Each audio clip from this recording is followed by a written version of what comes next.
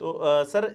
राजस्थान का जो परिदृश्य है अब हम देख रहे हैं, इसकी शुरुआत जैसा आपने बताया 2018 में लिखी गई। कर्नाटक में फैसला हो गया है कि सीएम कौन होगा, तो क्या ये 2018 जैसी भटकता नहीं मुझे है? पता नहीं कि वहां भी उत्तरी द्वार, पश्चिमी द्वार, पूर्वी द्वार का कोई झगड़ा है क्या? जी, वो शपथ में किस तरह का मैंने विवाद देखी है, होगा? वहां की विधानसभा बिल्कुल है, वहां पे ऐसी तरह की व्यवस्थाएं हैं। तो मुझे लगता है कि डीके शिव कुमार को इस चीज से सचेत हो जाना चाहिए कि वो रास्ता वो ले जैसे मुख्यमंत्री नहीं जाता हूं जी,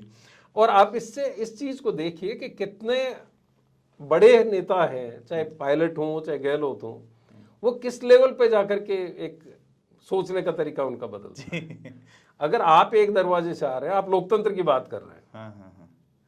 उससे अगर आपका ही एक कैबिनेट का मंत्री, मैं ये नहीं, कैबिनेट का जो एक मेंबर है, कैबिनेट मंत्री मान लो, आप उप मुख्यमंत्री छोड़ दीजिए, पीसीसी चीफ भी छोड़ दीजिए, अगर वो आ जाता है तो उस पर इतना हड़कंप मचने की जरूरत नहीं है। लेकिन मुझे अच्छी तरह ध्यान है कि उस दिन बड़ा हड़कंप मचा था, विधानसभा के सचिवालय में बड़ा इसको लेकर के पूरी प्रक्रिया तलाशी गई और उसमें जब ये जवाब भेजा गया, इतिहास जांचा गया 15 साल पहले कौन उप पहले मुख्यमंत्री कौन जाता जी, था। तो इससे पता चलता है कि ये जो मन की गांठें हैं बहुत गहरी है जी, और इसको हाईकमान भले खोलने की कोशिश करे, ये जब खोलने की कोशिश होगी और गहरी होती चली जाएगी और मजबूत होती चली जाएगी। जी, जगजीत सिंह ने कहा भी है, गांठ अगर लग जाए तो रिश्ते हो या डोरी, लाख करो कोशिश खुलने में वक्त तो लगता है। तो सर, कर्नाटक में भी मुझे लगता है कि इसी तरह के नाटक चलेंगे, जिस तरह से डीके शिव कुमार को बड़ी लास्ट में उन्होंने वीटो भी कर दिया था, लेकिन उनको तो ये नहीं लगता। मैं आज एक कार्टूनिस्ट है, उनका एक फेसबुक पे वो देख रहा था, उन्होंने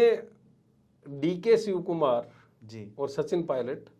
दोनों के चेहरे को मिलाकर के एक आकृति तैयार जी, एआई के माध्यम से उन्होंने किया है और उससे पता चलता है कि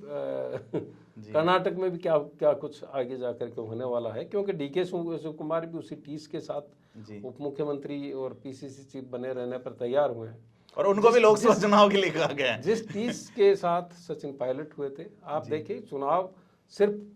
5 साल की मेहनत नहीं होती है जी। आप अपोजिशन के लीडर के तौर पर लड़ते ही नहीं है,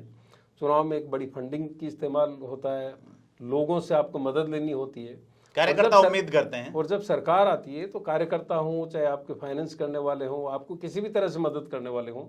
वो सरकार आने के बाद में अपेक्षाएं करते हैं कि एटलीस्ट उनके काम हो, और जब नहीं होते हैं तो वो दबाव होते हैं, वो हमेशा के लिए छोड़ भी जाते हैं वो लोग जो, तो वो जो पीड़ा है वो निश्चित रूप से, उस पीड़ा से खुद गहलोत साहब भी गुजर चुके हैं जब ये पीसीसी चीफ थे। आप उस वक्त का इतिहास भी उठा करके देखेंगे कि किस तरह से इन्होंने,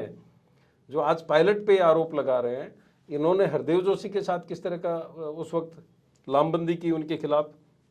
तब ये सारे भाई बने, अशोक भाई, राजेंद्र भाई जी, अस्करी भाई, ये सारे लोग जो है जाति तोड़ करके और भाई बने थे, और भाई बनने के साथ ही इन्होंने तत्कालीन मुख्यमंत्री हरदेव जोशी को किस तरह से घेरने की कवायद की थी, किस तरह से घेराबंदी की और हरदेव जोशी को सीट छोड़नी पड़ी। तो इतिहास जो है वो अपने हिसाब से वापस दोहराया जाता है, बिल्कुल चेहरे बदलते हैं। जिस जगह पहले अशोक गहलोत होते थे उस पर आज सचिन पायलट है, और जिस जगह पहले हरदेव जोशी हुआ करते थे वहां पर अशोक गहलोत है। तमाम मुद्दों पे बात हुई आज श्रीपाल सक्तावत जी से। धारा प्रवाह कार्यक्रम को देखने के लिए सब्सक्राइब करें थिंक 360 को।